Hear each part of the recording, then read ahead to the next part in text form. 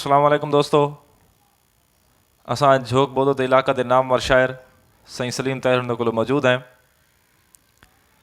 जिन्हां दियां दो तसनीफ़ां भी शाये थी चुकन।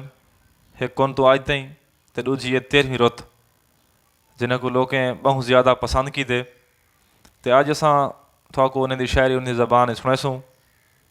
अगर शायरी चंगी लगे तो कमेंट से लाजमी दसेसो, ते नाल मेरे चैनल को सब्सक्राइब करेसो ताकि आने वाली हर वीडियो थोड़े तक डायरैक्ट पहुँच सके। सिख दे सोहणे समां लथे वेंदन, साडे चेतो कई ना लथे वेंदन।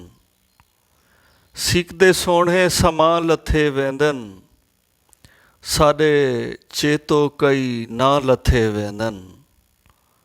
अपने दीदें दा रिज़्क दे साकूं, साडे नैना दे हां लथे वेंदन। अपने दीदें दा रिज़्क दे साकूं, साडे नैना दे हां लथे वेंदन। हुण तां आवें हा शाम लह गई ए, साजे कंधे तो कां लथे वेंदन। हुण तां आवें हा शाम लह गई ए, साजे कंधे तो कां लथे वेंदन।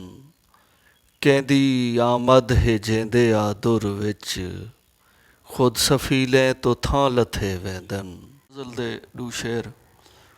पल रुस खड़ी पल रल खड़ी, पल रुस खड़ी पल रल खड़ी, ड़ी पल पिछो पल पल खड़ी।